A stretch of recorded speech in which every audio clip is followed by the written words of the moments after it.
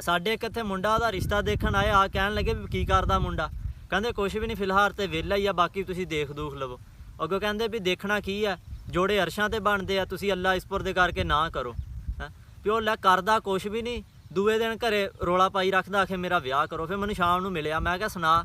ਉਹ ਆਖੇ ਅੱਧਾ ਅੱਧਾ ਕਹਿ ਕੇ ਗਏ। ਮੈਂ ਕਿਹਾ ਫਿਰ ਲੈ ਵਿਹਲਾ ਕੰਮ ਤੇ ਤੂੰ ਕਹਿੰਦਾ ਮੈਂ ਕਰਨਾ ਕੋਈ ਨਹੀਂ। ਅਖੇ ਕੋਈ ਤਰੀਕਾ ਹੈ ਨਹੀਂ ਵੀ ਬੰਦਾ ਰਾਤੋਂ ਰਾਤ ਅਮੀਰ ਹੋ ਜਾਵੇ। ਮੈਂ ਕਿਹਾ ਵੀ ਕੋਈ ਤੇਰੇ ਵਰਗਾ ਮੁੰਡਾ ਸੀ, ਉਹਨੂੰ ਵੀ ਆਈਫੋਨ ਦਾ ਸ਼ੌਕ ਪੈ ਗਿਆ। ਆਪਣੇ ਅੱਬੇ ਨੂੰ ਕਹਿੰਦਾ ਵੀ ਅੱਬਾ ਮੈਂ ਆਈਫੋਨ ਲੈਣਾ। ਅੱਬਾ ਕਹਿੰਦਾ ਪੁੱਤ ਅਮੀਰ ਲੋਕ ਲੈ ਸਕਦੇ, ਸਾਡੇ ਵਰਗੇ ਗਰੀਬ ਕਿੱਥੋਂ। ਅਖੇ ਜੇ ਸਾਡੇ ਵਰਗਿਆਂ ਨੇ ਲੈਣਾ ਹੋਵੇ, ਕਹਿੰਦਾ ਪੁੱਤ ਫਿਰ ਸਾਡੇ ਵਰਗੇ ਗੁਰਦਾ ਕਰਦਾ ਹੀ ਫੂਕਣਗੇ। ਉਹ ਸਾਲ ਕਿ ਲੰਘਿਆ, ਉਹਨੂੰ ਕਿਸੇ ਨੇ ਪੁੱਛਿਆ ਸੁਣਾ ਆਈਫੋਨ ਲੈ ਲਿਆ। ਕਹਿੰਦਾ ਵੀ ਆਈਫੋਨ ਤਾਂ ਦੋ ਆ, ਪਰ ਅੱਬੇ ਦੀ ਬੜੀ ਯਾਦ ਆ।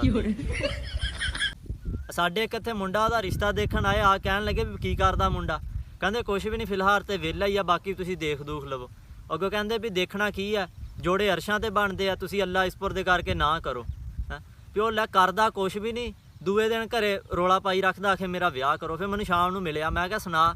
ਉਹ ਆਖੇ ਅੱਧਾ ਅੱਧਾ ਕਹਿ ਕੇ ਗਏ। ਮੈਂ ਕਿਹਾ ਫਿਰ ਲੈ ਵਿਹਲਾ ਕੰਮ ਤੇ ਤੂੰ ਕਹਿੰਦਾ ਮੈਂ ਕਰਨਾ ਕੋਈ ਨਹੀਂ। ਅਖੇ ਕੋਈ ਤਰੀਕਾ ਹੈ ਨਹੀਂ ਵੀ ਬੰਦਾ ਰਾਤੋਂ ਰਾਤ ਅਮੀਰ ਹੋ ਜਾਵੇ। ਮੈਂ ਕਿਹਾ ਵੀ ਕੋਈ ਤੇਰੇ ਵਰਗਾ ਮੁੰਡਾ ਸੀ, ਉਹਨੂੰ ਵੀ ਆਈਫੋਨ ਦਾ ਸ਼ੌਕ ਪੈ ਗਿਆ।